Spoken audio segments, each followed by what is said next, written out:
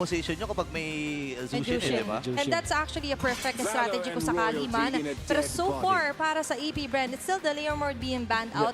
Sa Battle of the Junglers din naman, kanina nabanggit mo si James Banks dito for Apbren. The Suyu na ni James Banks will be available. Yun nga lang ang nadedelikaduhan ako sa kanilang mga choices dito with the priority of the Baksha as well as the Leomord. Meron ba silang plano na mag-Harley na mataas yung priority or the Guinevere that James Banks can pick up? No ban on Eve and Sora. Pati na rin yung Jushin. So, ang trade dito para sa Apbren is Jushin or Sora ba yung ipaprioritize natin? Remember, no week 1, ang taas ng success rate ng Apbren because of the Sora mula dito kaya napapaghinawakan na nga ni KLVJ. And you're willing to let go of that as long as yung Valentina ay tanggal na rin agad dito nila Coach Nap. Now, for Apbren, you mentioned yung high caliber play nga with the Sora. But is there also a possibility na baka liko mo na tayo sa mga marksman? Yung mga Claude recently ay never first pick din. That's gonna be the priority for Apbren, yung nafe-feel ko. For Tlph, tingin ko hindi pa masyadong magbe-benefit kung lalayo pa sila dun sa mga Claude na ngayon ay inagaw ng Apbren. Ang pag-MMR ay mapipigilan muli dito sa ating pag-MMR ni Teddy QD. But then, Jushin, open para sa Tlph, tingin ko hindi na mapupunta yan sa Apbren. Ngayon, prepared na ba sila na kumuha ng high pick na Sora para meron din silang pang-flex? Oo. Again, pwede natin. Hindi pa natin nakikita, by the way, itong si Teddy. Even nung Cebu qualifiers, hindi natin nakita na nag-Sora itong si Teddy. Let's see kung isa ba to sa mga pinaghandaan nila. Kasi ang ganda nga ng Zushin dito, kung iisipin mo, and yung laning niya against the potential target na, or potential na kalaban at katapat mo sa gitna, like the Farsa or the Zetian or the Eve, lamang kay, ayan ang kukunin nila. Kakasabi lang din nito ni Wolf na ito yung hindi mo willing i-let go plus partnering right up with the high loss. And Apbren, meron silang leeway kunin ng Eve dito. Tapos, isiguro pwede nilang isama ng isang malakas din mag-lane, which in this case, I'm seeing Hilda o kaya Khalid. Eve plus Khalid, napakalakas na combination. Ang problema nga lang doon, kapag kinuha nila, mawawalan sila agad ng hero dito para kay James Banks. Pwede silang maubusan like 4th pick para sa Tlph yung Harley, tapos magbaband sila ng Guinevere. Baka maubusan, and even the Suyu, it will mean na maubusan si James Banks. So there is that consideration as well for Apbren. I think Eve, Harley, or Eve Khalid ang pwede dito sa Apbren. Are they willing to sacrifice dahil nabanggit nga natin sa Dahol, sa Infinix Keys to Victory, na para sa Tlph, they have to force out dun sa Class S and Class A pagdating na hero si James Banks. And the answer is yes. It's going to be with the Sora pick here, Burrito. Oo nga eh. And ngayon, para sa Team Liquid, sila naman ngayon ang pwedeng kumuha ng jungle. Harley pwede. Hindi ko alam, baka gusto ba nila mag-util dito kasi may mga Fred pa rin naman na available. Kaya lang mahirap lang sa isang Eve. Pili ko, tama, maganda na Harley dito eh. Shoot na to. Mas maganda yung entry point actually dito ng isang Harley. But by the way nga, you mentioned na itong si Teddy Cutie is also denied the Pasora kahit nung sa MDL. So we are yet to see that at kinuha rin agad ng Apbren. There's the carry potential para dito sa Tlph kung ipaprioritize nila yun. Or, Harley, as we've mentioned, ang pinaka-trade-off lang nito para sa Tlph is pwedeng maubusan ng hero itong steady. For example, pwedeng ang Apbren magban ng carry as well as Harith. Yun na yung nafe-feel ko dito na ibaban ng Apbren. Whereas for Tlph, ang kanilang target na ban ngayon is si James Banks. Suyu can be banned as well as the Guinevere. Pwedeng yun yung directly na magiging trade-off nga because of the Harley. And you mentioned nga si Teddy. And you're right about that na although, hindi pa nga natin nakikita outside the carry Claude itong hero pool ni Teddy. But in Coach Nap, we trust na nga ba kasi he mentioned in an interview that he is good in any hero that he uses. Ito na ba yung oras para makakita tayo ng bago? Pero bagong ban, Guinevere has been banned out here by Coach Nap. Hindi naman na masama kung mag-experiment sila dito. Kasi kahapon nga, nakita natin si Super Makmak na kumuha ng Brody. So baka iniisip din na doon ng Team Liquid. Pero nag-worry ako para kay James Banks eh. Inuubusan na siya ng jungle dito ng Team Liquid. Alam mo, nakakaramdaman ko, broken wall to. Baka, iniisip pa ni James Banks dito, try nga natin mag-funny. Baka kaya. Pwede rin, no? Yun naman ang naalala natin kay James Banks from before. Lalo na kasi ang panghawak lang ng Tlph ito is just the Hylas as well as Jushin. Hindi rin sila ganun kalakas mag-invade kung sakali. So, pwede nga naman talaga ang Fanny. As expected, the carry o the Harith ang pwedeng ba ng Apbren. Pwede nga din yung Obsidia if they're feeling it. Kasi tingin yung Tlph, pwede sila mag-last pick ng Obsidia or fourth pick na tapos i-last pick na lang yung Sanford Hero. Sa ngayon, TLPH, the Suyu, ang napapansin ko dito pwedeng ban. But they ban the Khalid instead. Okay, so they wouldn't want na mag-double down ng bantay dito sa isang Khalid kung makuha to ng Apbren.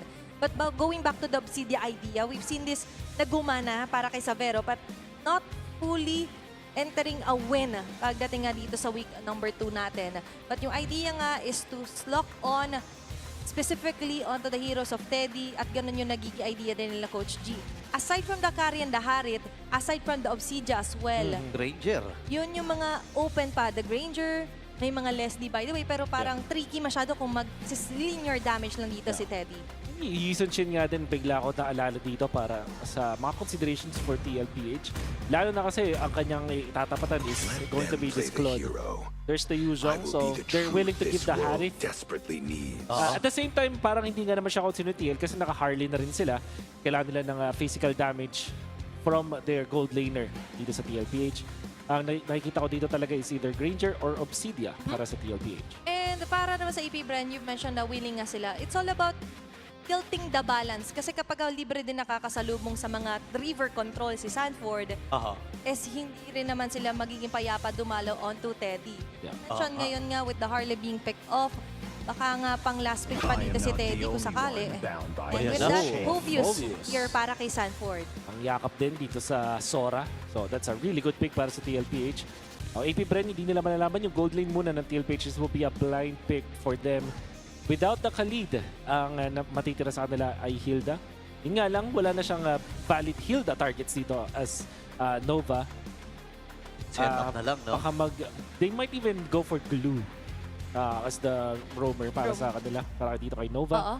At nakikita ko rin yung Suyu. Parang dahil may Phobius na parang mas masaya talaga mag-fanny dito if you're Apbren. Oo. Yun nga eh, kulang na dun sa panghawak, no? Wala silang diretsyong pangkuha. Or Fredrin. Make it simple, Fredrin tsaka Glue. Mas madali. Tama, kasi parang kung contest ng objective, much better kung may entry point nga dito. It's going to be the Glue, as Wolf have mentioned here for Nova.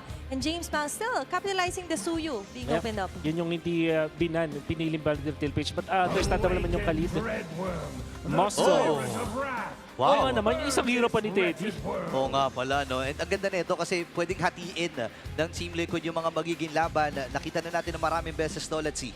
Pero sa'yo, para sa mga nanonood superfans, gusto nyo bang manalo ng 1,000 MLBB Diamonds? Ang kailangan nyo lang gawin is predict the match winner correctly at getting ready nyo iscan ang QR code natin to know more. 1,000 na yan, no?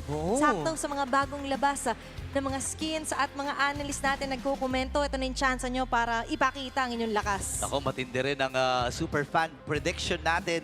Lamang ng malaking bahagi dito ang Team Liquid. Exciting itong laban na to kasi si James Pang. James Pang's hawak ang kanyang isa sa mga pamato niya, pre. Pero so far, Wolf, naging angulo pa rin dito for Apbren is hindi naman so totally na-disrupt yung process at hindi din nila na-force out doon sa heroes si James Pangs. Yeah. Nakakuha pa rin yung Suyo. But I feel like if TLPH are prepared dun sa Suyo, kung papansinin natin na walang hero na one-shot din talaga dito from the Suyo. Even the Moscow, think about it, there's a lot of ways para ma-outplace ang Suyo. Meron ka rin access sa Wind of Nature eventually. Hindi ganun kadali ang magiging boy dito para kay James Fox unless makakita tayo ng magandang simula sa kanilang pagja-jungle dito. And with that, sisimulan na rin natin ang unang match. Game number 1 of Apbren and TLPH. Kung titignan din natin yung naging placement dito with the Moscow, as you mentioned, hindi naman totally one-shot dito ng Apbren si Teddy. Is ano naman yung angle here para sa TLPH, capitalizing with the Harley here para kay Carl TZ. Alam mo, nakaka-excite, no? Napakarami nating beses nakita itong Harley na to. At majority of them ay nagiging successful naman. Kumbaga, iba-iba lang ng atake yung mga teams, no? Minsan, pinampupok sa XP para mapauwi kagad or tina-target yung mga malalambot na hero sa backline. Diba? Paiba-iba lang ng atake pero gets mo yung ideya, napakahirap pa rin talagang kalaban. Dahil nga, ang bilis nung cooldown nung skill 2 niya, yung talon-talon, Yung di ba? space escape, no? Oo, space escape. At ngayon, tignan natin kung ganun din makalikot ang magiging pwestuhan dito ng TLPH. Now, for Apbren naman, the idea is talagang co-contest, lalaban sila, especially with the Sui here for James Pangs and Nova with the Glue. Dito talagang medyo na-predict or na close off siya sa option na yun, Wolf.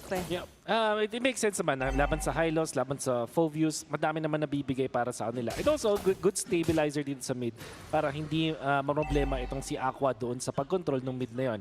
Ang nakikita natin dito yung high loss na aggressive na minamatahan kung nasan dito si James Banks. Ito yung kailangan din ng Tlph para mabigyan sila ng advantage in the early stages. Yep, and malaking bagay din dito ang magiging vision. As long as nandun nga mata kay James Banks, hindi magiging madali yung buhay niya. Turtle has already respond. Pero ito na agad ang atake ni Tlph. Makakapagpa-level 4 naman dito si Aqua. Nagamit naman yung kanyang flicker. May pagsugod kagad sa may bandang itaas. Ibabalik ni KLVJ yung dalawa! First blood kagad para kay KLVJ. Sinamahan pa ng isa para kay James Banks. 2 man down for Tlph. Pinagpuhol yung Sansan dito with KLVJ. Showing us how it's done. Tapatid na rin yung kay Nova. Hindi nga nag-flicker yung goal doon pero napakaganda ng combo nila. Sabay pa yung sync nila with yung stun ni James Banks. Okay, level 4 si Nova. Pwede siyang pumasok dito. Sino ang kanyang sasaniban? Okay, hindi tumama yung SOD. Kalmado muna pero gustong-gusto ng Apbren ang kanyang mga nakuha. That's a very nice start for Apbren. Capitalizing objective tapos duo kills sa Sansan duo pa dito against Tlph. 1-0-1 pa si James Banks. Sabay invade agad. Yung gustong gawin ng Harley in the early stages ay ginagawa ngayon. Ito si James Banks and ultimate kay Shizu. Yun yung ina-achieve naman nila dito, forcing out na magkaroon ng misposition here para sa gold laner ng Apbren. Now, going back naman for Tlph, tila ba, yun din kasi yung pinaka-importante si mention na i-outmaneuver mo si Sanford, unahan mo siya before the turtle. Yung mga pre-turtle fights here for Apbren, isa rin sa pinaka-importante. Pakiramdam ko hindi rin ready doon ang Team Liquid. Bigla na lang pumasok. Galing doon sa kanan itong si KLVJ. And nice attempt para sa kanila. 1,000 na kagad ang kanilang nakuhang ginto. And very interesting to, naka-rapid boots itong si Sanford. So ang goal niya talaga, pre, makipaghabulan, makipagtakbuhan. Oo. Kailangan niyang habulin, i-mirror kung nasan itong si KLVJ. Yun nga sinasabi natin pangyakap dun sa Sora. Yep. He needs to keep up with the pace pero ngayon sinasabay na agad siya. At an ultimate committed here for KLVJ and even James Banks. Pero flicker naman Pero feeling ko sulit pa rin yun. 2 minutong walang flicker. Lalo na 20 seconds. Halos magsisimula na yung pagong. So walang threat ng flicker and dark wave para dito kay Sanford. Mas mahihirapan yumakap ngayon si Sanford on to the members of Apbren if they want to capitalize dun yung turtle. Pero outplaying dito sa may bandang baba. At we could expect na mas mamaya pa talaga yung patayin dito ni Shizu at ni Teddy. Kaya tutungo rin tayo pabalik dito sa magiging galaw nila James Banks as Tlph slowly maneuvers kung saan ba pwedeng kumuha ng mga pickups. Hinahatak na nga ni Nova yung pagong at mabilis na wave clear ang gagawin dito ng Team Liquid. Piercer. Hawak nila, Piercer kagad para kay James Banks. Aggressive ang magiging move nila dito. They want to get the numbers. Pero hinaharap na agad ni JP yung sarili niya. Ayan, dalawang glorious pathway naibalibag. River manipulation mula dito kay Aqua. Atras muna si JP. At si Tlph, sinolo na yung pagong. Pero ipin si Sanford sa pagkakataon na iyon. 3-0 pero pagong napunta sa cavalry. Okay. Medyo nakakabila. Bandang gitna. Hindi pa natin pwede himayin yung mga nangyari doon. Nako, hindi pa pala tapos ito kasi si Tlph ay nasakyan dito ni Nova. Parang critical ata ang kanyang sitwasyon na pinuntahan nila na Aqua with the flicker. Kaya lang nandito pa si James Banks naghahanap ng stock sa kanyang Piercer. Nagamit na rin yung Crimson Beacon mula dito kay Sanji. Tuloy-tuloy ang pag-invade dito ng Bees. JP ay aabot pero wala na siyang aabutang purple buff na buhay. Masyadong maraming nangyari doon pero parang lahat ay pumabor for Apbren. For sure, Tlph, sinabi natin na kailangan nilang kontrolin yung river. But Apbren counter that out. Ginawa ni Tlph, after nilang kunin yung turtle, nagmadali siya sa may gitna, expecting Shizu to go for the double lane. At ganun nga yung nangyari. Hinabol nila doon, tumama yung sibat, pero nakahanda si Shizu with that BMI. Going for the blazing duet, bigla pang nasakyan ni Nova. Etong si Tlph, at biglang nakakuha pa ng napakarami yung Apbren. Bukod sa kill out to Tlph, nakakuha pa sila ng purple buff. At may natira ding mga minions para kunin ni Shizu doon sa may bottom lane. So, lahat ay ng members ng Apbren ngayon ay masaya doon sa trade-off na yun. Masaya din doon si Nova. Parang pre, hawak ko na, suntukin mo na lang. Diba? Nakita naman natin, ginawang punching bag doon si Tlph. As you've mentioned, hawak pa rin nila yung lead.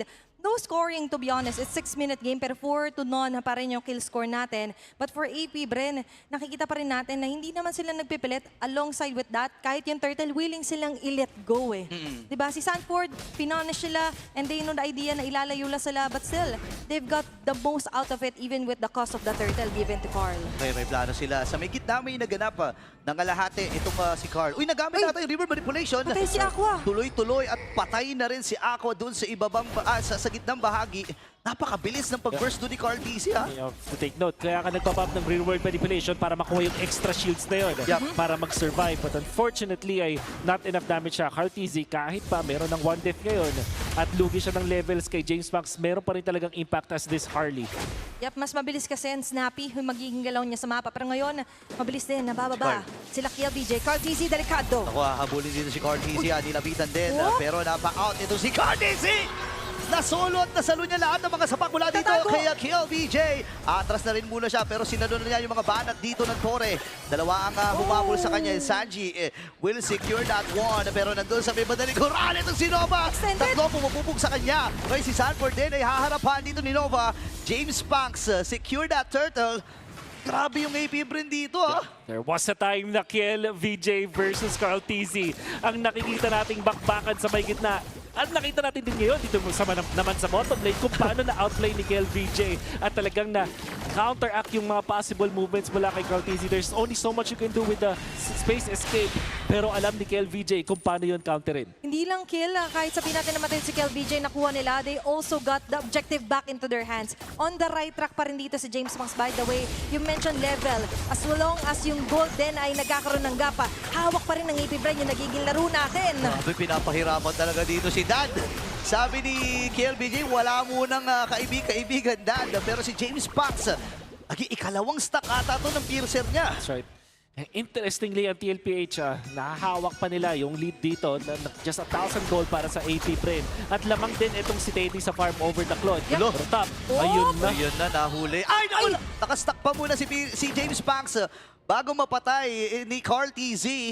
Pares jungle ang mawawala pero 3 miyembro sa Apbren ang nasa itaas. Okay, that's a 1-for-1. Pero technically, sabihin na natin gumante man si Carl. Pero at the cost of his life, again, that's a 2-3-1 Harley this early. Kaya lang shutdown yun eh. Tapos natanggalan pa ng mga stacks. So I think yun yung rare times na parang lamang yung namatay doon. Okay lang, pero KLBJ, doubling down din agad dito. San and Oh!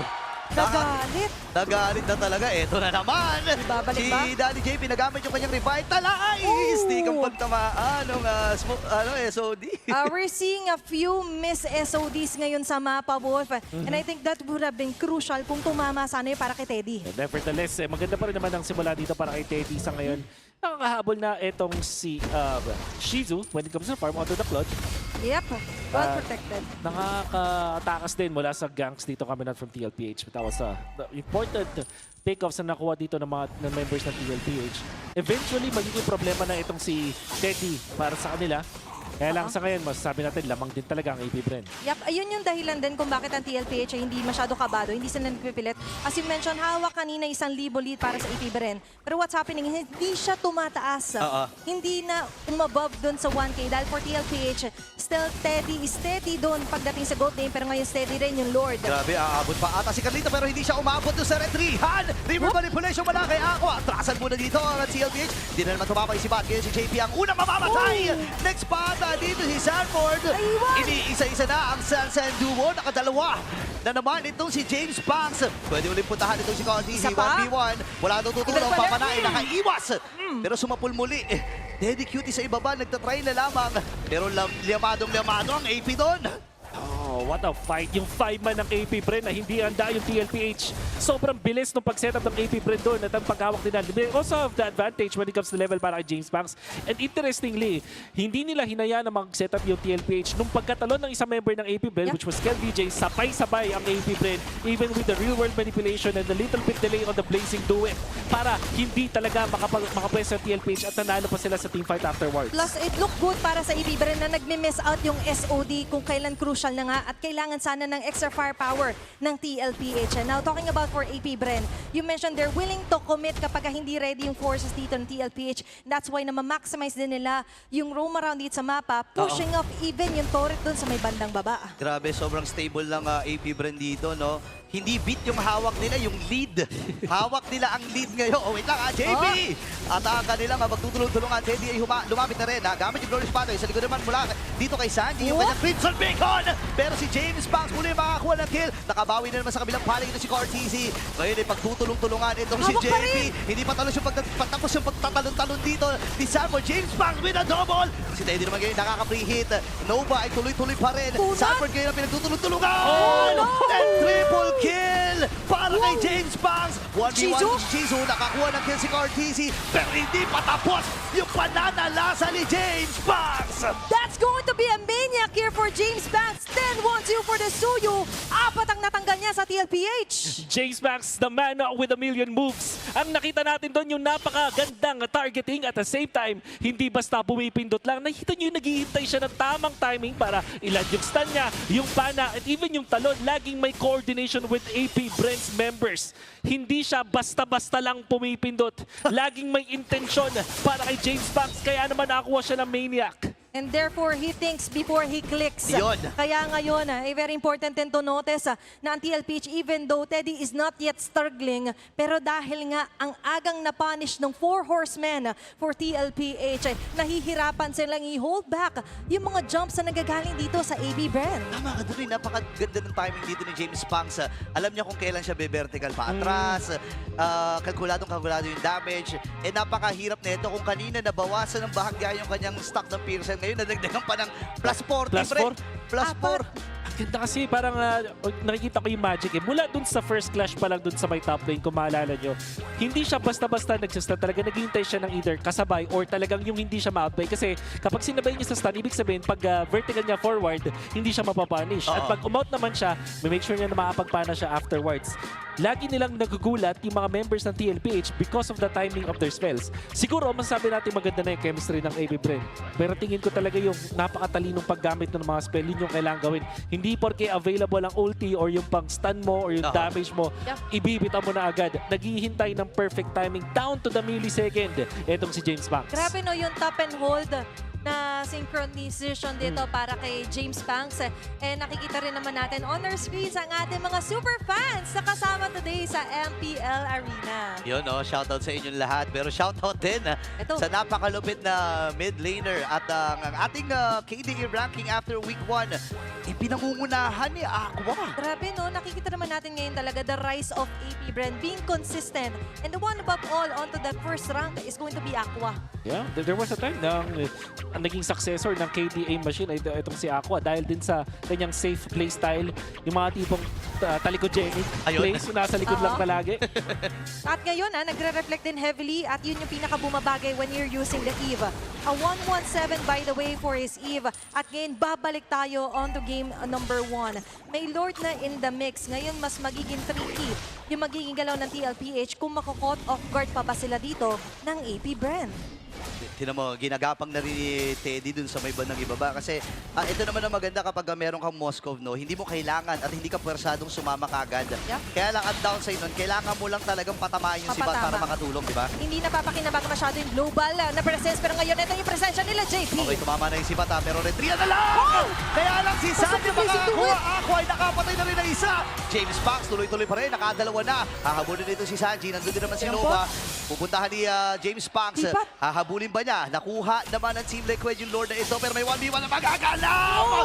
And legendary na si the man with a million moves. Napakatindi nito. It's going to be Cortese left. Abanya agad dito ang beast. Dire-diretso lang sila. Isa na lang siya natitira para dumepensa burrito. Kaya na atatapusin ito. 4 na miyembro pa mula sa Hive. Ang susugod sa may bandang gina. Sabat pa yung clear ni Cortese. Parang hindi na nga ata. Ita-try na lang dito ng Batang Kambing. Pero bitin ba? Bitin ata. Kasi meron ding wave na nabuhay mula sa Team Liquid. Makakahinga ng pilit dito ang TLPH. At pulasa na ang Hive. Hindi pa doon magtatapos ang game Si number 1. Bart. Pero tatama si Bart! Nandiyan na si Teddy. Ang target niya ay si Aqua lang talaga. Nakakuha na ng kill si Steady Teddy. Takbuhan muna ang natitirang miyembro mula sa AP.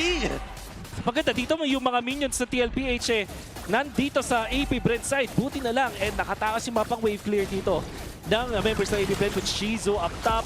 Nakakabuhay lang and of course itong Suyo coming out from James Banks. Napakaganda ng ginawa doon ni Carl Tizzy. No matter of defense, knowing na alam niyang lalabas na yung mga minion wave.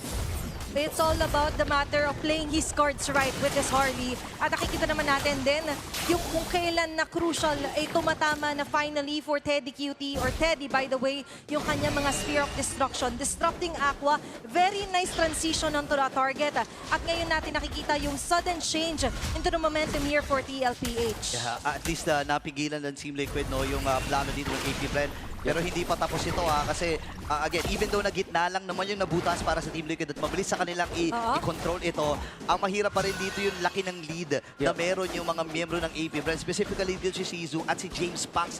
And 14-1-3 yan, no? Yep. Ganda rin nung yun na pinakita ni JP dun sa paghabol. Parang magtataka ka kung normal na nilalangkas. Sabi mo, bakit ka pa mag-ulti doon? Tinamaan lang naman yung dulo. Well, kept the vision available.